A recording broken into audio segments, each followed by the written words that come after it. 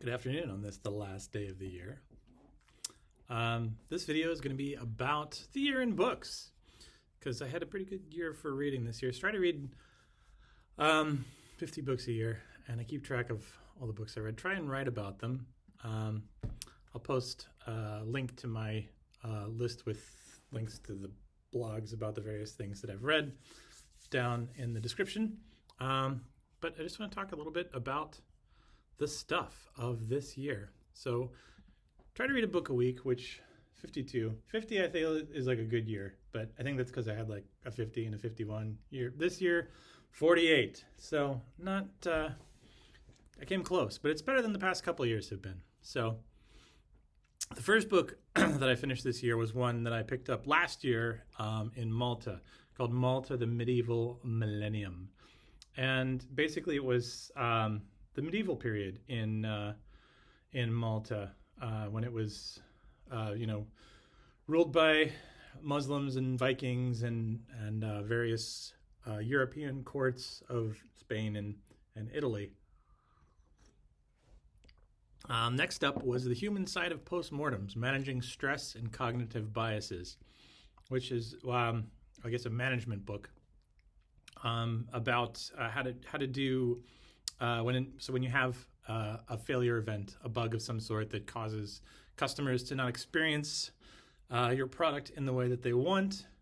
You try and fix it, and then afterwards you have a post-mortem in which you ask questions and try to get to the bottom of exactly what happened to ensure that it doesn't happen again. And you want to make sure that experience, I guess, is a good one for the people involved so that they're honest, so you can actually get to the bottom of what happened. The next one that I read was a book called Aleph, which is the first letter of the Hebrew alphabet, written by, it was a fiction book by Paulo Coelho, who's a Brazilian author. It was about a train journey, and it had some mystical bullshit. It was kind of fun. It was a fun read because I haven't ever taken the train across Russia, so I kind of got to do that in the story, which, Lake Baikal. Everybody wants to see Lake Baikal, right? One time in their life, and swim in it, right? One thing I did a lot of this year was swimming in different places. Next up was another work type book, Getting Started with Inner Source, Keys to Collaboration and Productivity Inside Your Company. Again, this was a book about something that there was an initiative at Dynata when I was still there. Inner sourcing, trying to get different people to work on other projects within the company and kind of have some knowledge sharing. Don't know how much success I had after reading that, but I learned some things about it from the book. Next up was a book called Strange Planet by Nathan Pyle. And what can I say about this book? What can I say about this book is that I don't entirely remember what it was about. That's pretty bad. Oh, duh. No, no, it was a book of comics. It's little comics. Strange Planet is Nathan Pyle's comic of basically these like aliens who say normal things, but they say it in a very strange way, which is fun. The next one I read finished reading. I had been reading it for quite some time. It's hard to get through. Something Gained, 7 Shifts to be Stronger, Smarter, and Happier After Divorce. And I did finally get divorced this year, but we're not going to talk anymore about that. The War on Normal People, Andrew Yang's book, was the next one I read, because at that point it was still February and we were in the midst of the primaries, and Andrew Yang, make math great again. I I can get behind that. So I agree with some of his ideas. I disagree with some of his ideas. This book was primarily about why a universal basic income is a good idea. It sounds really demotivational and really paternalistic. but you also don't want to see human suffering, and you want to be able to help your neighbor. So how do you implement something like that without forcibly taking that income from someone else? That is a question I would like to hear the answer to. So the next one, another workbook, Smart SLO implementation for modern apps. Service level agreements, basically like how much you're going to have uptime of your application. Like, is it 99.99 or 99.999? And why and how to make sure that that happens. Tracking the numbers, making sure they're accurate, and then you report that. The next one was a book that I picked up at AWS reInvent a few years back in Las Vegas by Thomas Tungar, I think I'm pronouncing that right, and Frank Bine, called Winning with Data, How to Transform Your Culture, Empower Your People, and Shape the Future. Basically, yet another book about having a data-driven work culture, making sure that you're using metrics to drive you toward the correct business goals, and that those metrics are believable and useful, right? And there's and then how that makes businesses successful, right? The next one, and I think this is going to be a long video. Sorry, this is 48 books. Macbeth, Shakespeare. That's kind of a sad tragedy of Shakespeare's, where the main character sort of, I'm not going to ruin it. Go read it. It's good. It's Shakespeare. Of course, it's good. Next up was another one for work. Another work type book. Effective Feature Management: Releasing and Operating Software in the Age of Continuous Delivery. I think the title there says it for itself. Next up was The Last Unicorn, which I read out loud in videos like this one for my daughter Zara, so she could listen to that if she wanted to. So I used to read her books. The next one is a book by a guy named Ben Moon, who's a photographer. But he's had kind of some down things in his life. But his bond with a dog is the story. So it's called Denali, a man, his dog, and the friendship of a lifetime. So the guy went through a divorce, got cancer, ended up with a colostomy bag for the rest of his life. He's living in a van down by the river. Yeah, but he made good of it, and it has actually a fairly happy and positive life based on enjoying the circumstances that he can. So it was a good book, and it the bond you can have with the dog. I miss my dog. The next one was by a pair of Nobel laureates, Banerjee and Duflo, called Good Economics for Hard Times. As many economics books are, it was incredibly depressing to read. I would not really recommend it if you want a pick-me-up. But if you want to read, what's on the minds of Nobel laureate economists in 2020, that's a good one.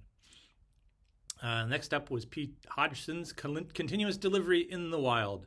So continuous delivery, it's another thing related to software development. That's putting out versions continuously, right? Rather than having version 1 and then 2 years later you have version 1.1. You have like a version like every day, every week, maybe every hour, depending on whatever, how fast you can release it. So you're only releasing little changes so that you don't create bugs that are huge. Basically, you have a shorter feedback loop in your software development.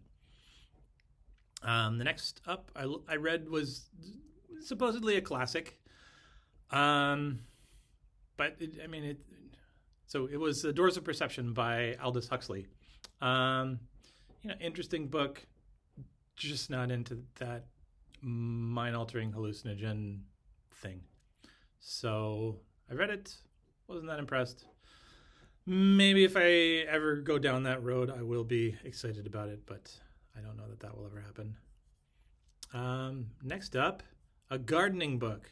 I don't get to do much gardening, but I was kind of interested in, what plants honeybees, make their honey from. So this one was Planting for Honeybees by Sarah Wyndham Lewis, which had a lot about, what bees use in this part of the world, Northern Europe, which I don't really know as much about as I know about the United States, which is in different plants there.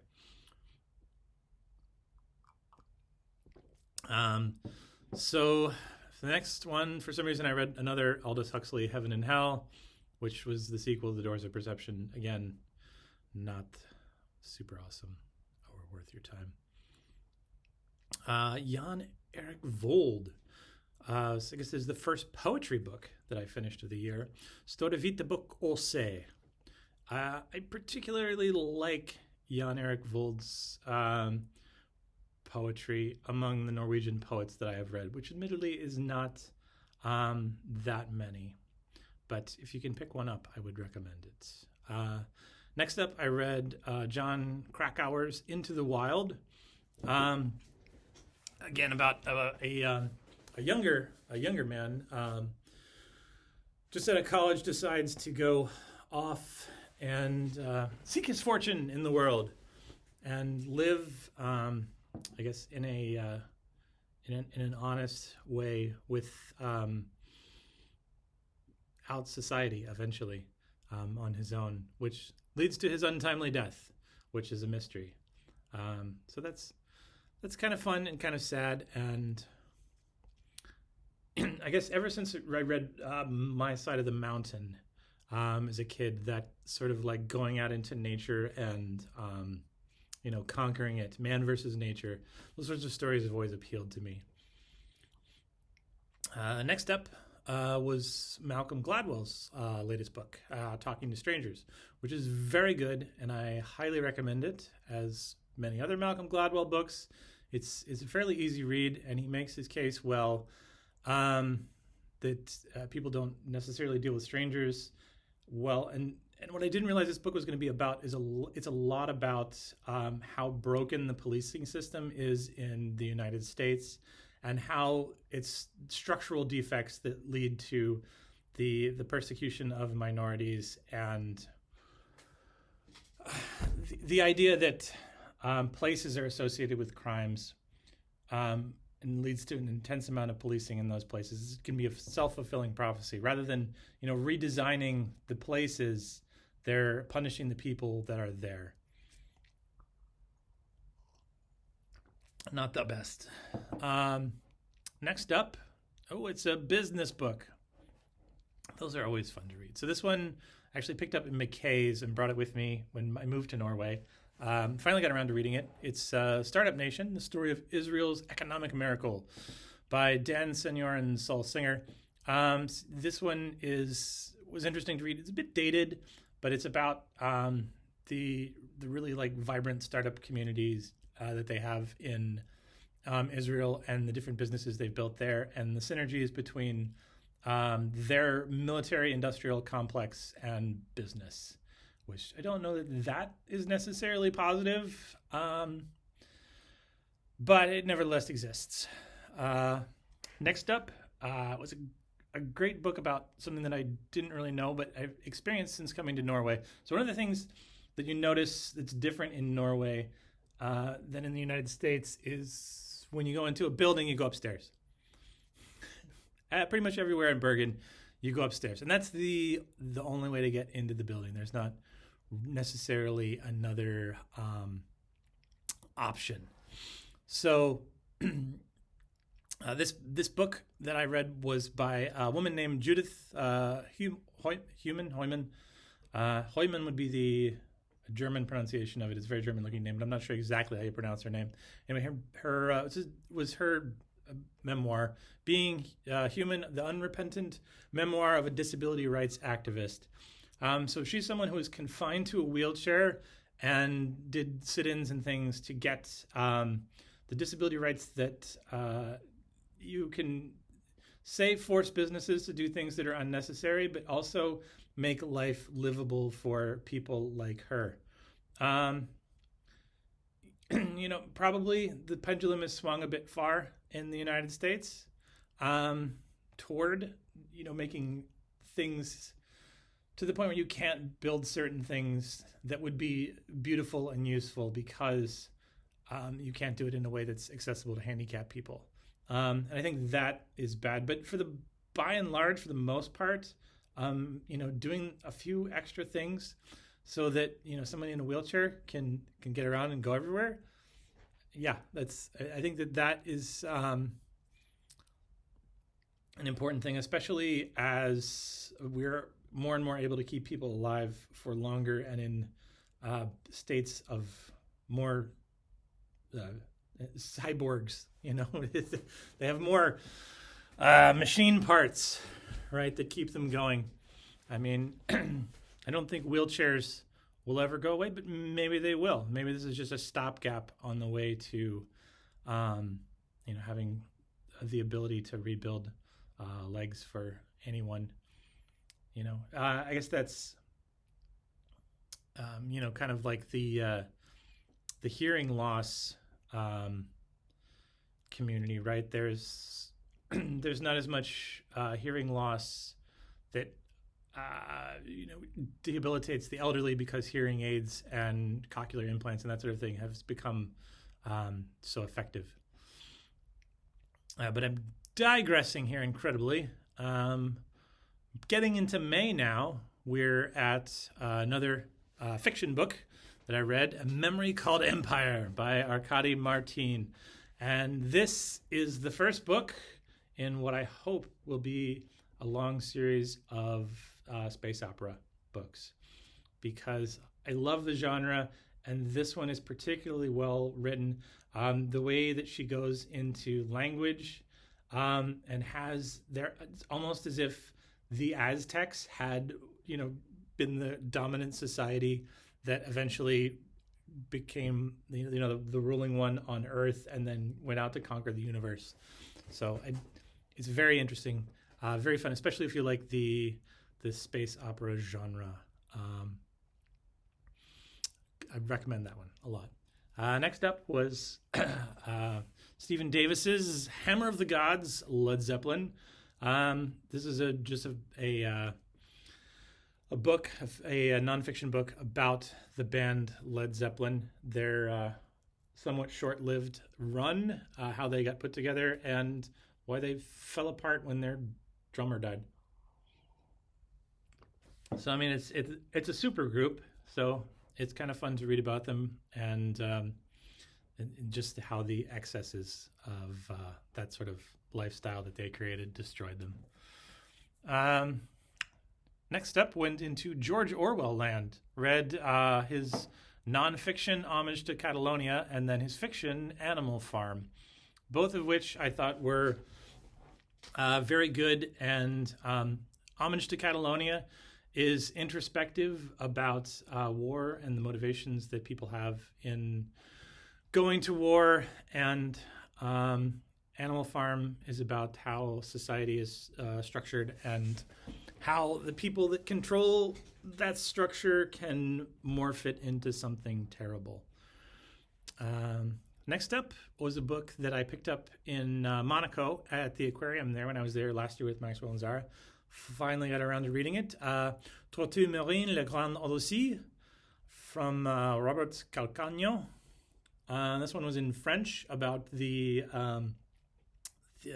marine tortoises, which always seen the eggs, on the beach when I go to visit my parents in South Carolina.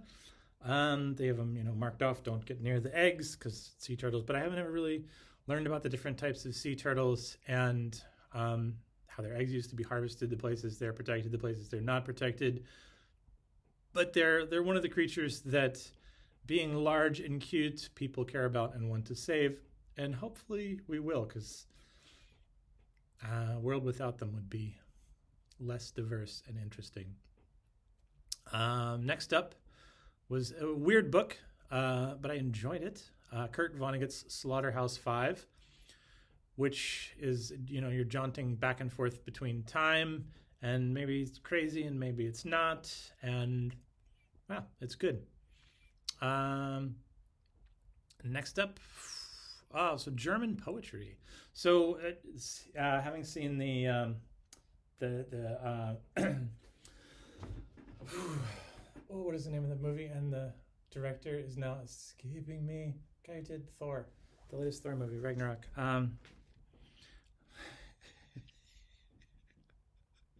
He's Doug. We're still in the revolution. You want to be a part of it? No, I can't remember. Anyway, digression. The next book I read was Neue Gedichte by Rainer Maria Rilke, and some great German poetry by a fabulous German poet. Definitely going to read some more of his. As you'll see, I read some more later in the year too. Next was a nonfiction book by Ronan Farrow, who is apparently the daughter of Mia Farrow and Woody Allen. Yeah, doesn't like his dad very much. So I don't know.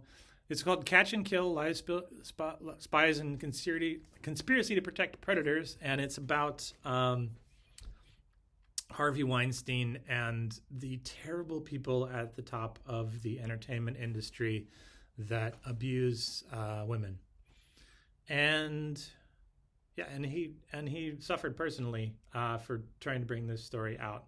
But eventually the worst people got prosecuted, and then the Me Too movement went way far and anti-male, but the pendulum swings back. Everything goes one way and then the other way, and then, it sort of dampens out over time. Hopefully. Unless you have some kind of forced oscillator. But anyway, good reporting from this guy. It was good to read his book and see kind of the inside story of how those guys were exposed for the terrible people that they were. Next up, if you follow the news, there's a little girl from Sweden named Greta Thunberg. So I read the Norwegian version of her collection of speeches, Strikeforce Klimat, which is her strike, school strike for climate. She doesn't go to school because she's worried about global warming.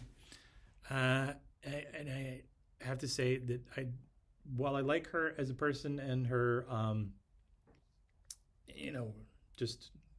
go-getter attitude, I think that her parents are kind of using her for fame to some degree, and she has sort of become this one-trick pony based on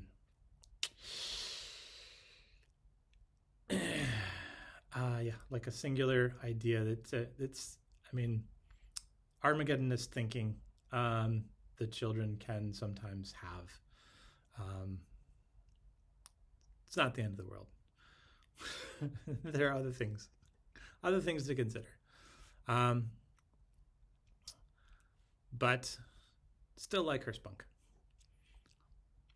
This was a collection of speeches, so I don't know how useful it is to read. Maybe watching them on YouTube would be better, because you get her face. She's got some great faces. The next book I read was by an former uncle of mine, a man named Ned Cosby, used to be married to my aunt. And the book is called The Poet on First Base, it was kind of a memoir of his. It is a draft. And I won't say more about that. When it comes out, we'll have a more in-detailed write-up about it. The next book, I got some fiction again. On the Road, classic book that I finally got around to reading by Jack Kerouac. Driving back and forth across the United States. And when I read this, it was August, right? No, July of the year when I just knew that I wasn't going to get back to the United States this year. And having spent so much time driving across the United States, and, I just like everywhere he wrote about these real places, even though they were fake characters. and it just took me back to so many of them. California, Colorado. It was very nice to read. Very good escape. Next up is a book, Picasso 347, on the exhibit that was at the Coda Museum here in Bergen earlier this year. The next book I read was a book by Benjamin Hoff called The Tao of Pooh. Cool title, Taoist thinking.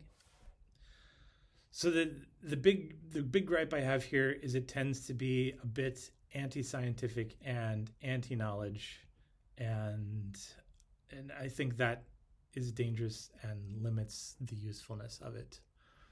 So not a super fan there. The next book I read was one of my favorite nonfiction authors, Michael Lewis, The Fifth Risk. Not his best book. It was entertaining. It was about the sort of non-thinking that went on in the early days of the Trump administration in terms of the transfer of power between the various agencies, and how it seemed like the Trump administration was really unprepared coming in. Not that most administrations aren't unprepared coming in, but he didn't even have guys that were assigned to these agencies. So people are, waiting to hand over information, and there's just nobody to give it to. So it's kind of funny to read. Maybe the agencies aren't useful. But Michael Lewis made a good case for some of the ones that probably are, especially the ones that gather like meteorological data and that sort of thing, because having data about Earth is cool and important. Next one I read was another personal memoir, but a much older one, but about the country I live in. So it was a travel book written by Mary Wollstonecraft called Letters Written in Sweden, Norway, and Denmark. And it was about her travels in those countries, with a lot about Norway. And some of the things she has to say about Norway are still very true, which was kind of interesting how much culture can remain unchanged over time. The next one I read was Jonathan Rauch's The Happiness Curve, about how life gets better after 50. So I read this one because, being 41, now I am in my 40s, and 50s the next thing. And some of these last years have kind of been a kick in the ass. So I'm kind of hoping that it gets better at 50. And he made a pretty good argument that at least in the societies I've inhabited, the uptick of your personal well-being happens before you die. Russia, however, it just goes down and then you die. It's very sad. So don't spend your later years in Russia.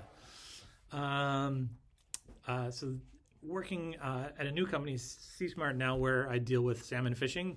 Of course, I had to read about it, so I got Mark Kerlansky's book on salmon, A Fish of the Earth and a History of Their Common Fate, which gave me an incredibly good background into the ecological place of salmon historically, how it's been extirpated from a good portion of its range.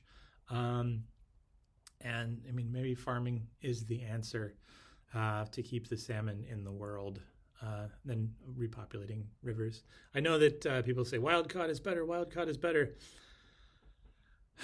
The problem is there's too much wild caught, and then rivers get fished out, and then they just keep moving north. I mean, there's fishing of salmon in California anymore, or not really in Oregon or Washington. It's in Alaska.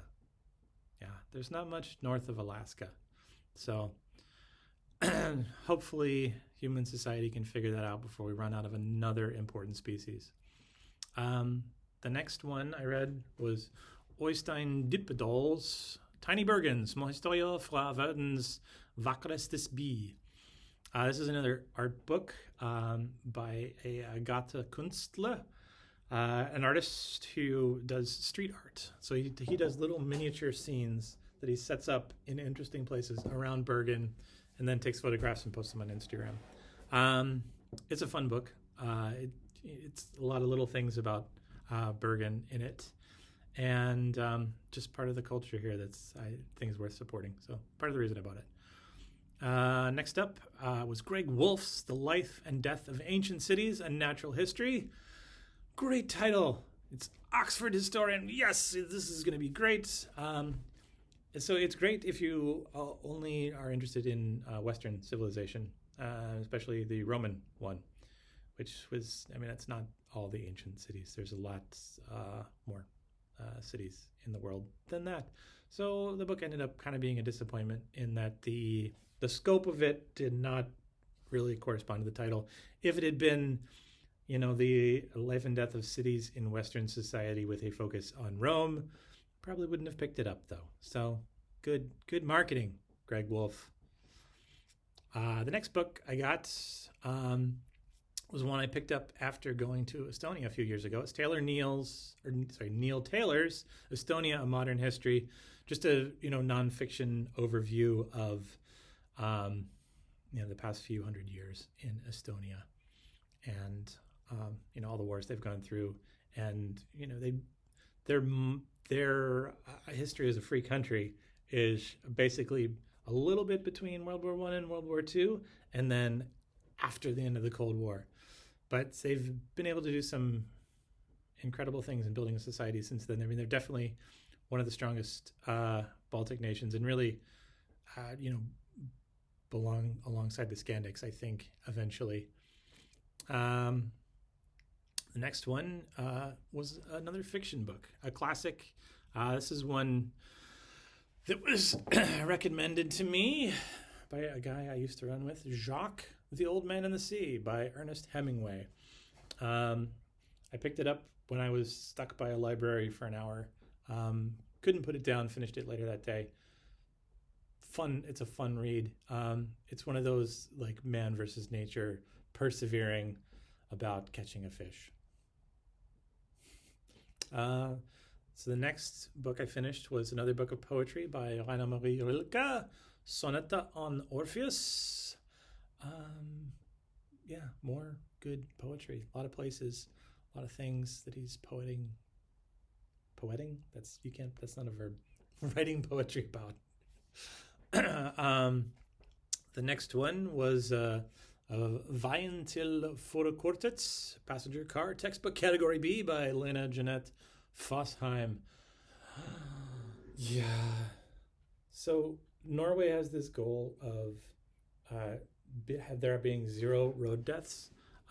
So there's a number of ways you can do this. You can make the roads safer, right? By lowering the speed limits and not having left turns, and structuring intersections, having overpasses for people to walk over so they're not walking in the way of cars. But you can also do it by keeping people from being able to drive. So getting a driver's license in Norway is an incredibly expensive and tediously long process. So they don't have a lot of people that get their driver's licenses because it's not something that's easy to do or even affordable, which is wrong, I think. Next one is another library book, George R.R. Martin's A Knight of the Seven Kingdoms. A lot of library books that I read this year, but primarily in the fiction category. So this is another one taking place in his, Song of Ice and Fire, Game of Thrones universe. This is a prequel, like the last one I read. Unlike a lot of the George R.R. Martin stuff in this universe, it was generally upbeat. The hero wins and saves the day, and everything is happy. Which it's a fun universe, but I'm like, well, did that just happen? And then the last book I finished was another book of poetry by a guy I've been meaning to read about for a long time, Charles Bukowski, who's sort of Zen-like, don't try philosophy, whether you like it or not, has had an effect on American culture, especially the sort of California-focused culture. So this one was, you get so alone at times that it just makes sense. And yeah, I've been feeling lonely sometimes this year. So I thought I'd read it, and I enjoyed it. Not for everybody. It's sort of free-form poetry. So if you like poetry that has meter, verse, rhyme, then you're probably not going to be happy. Unlike the Rilke poetry, which has more of that. But still enjoyable and still something interesting to say. So that's my year in books. You can go read more about it in the link in the description. Have a great 2021.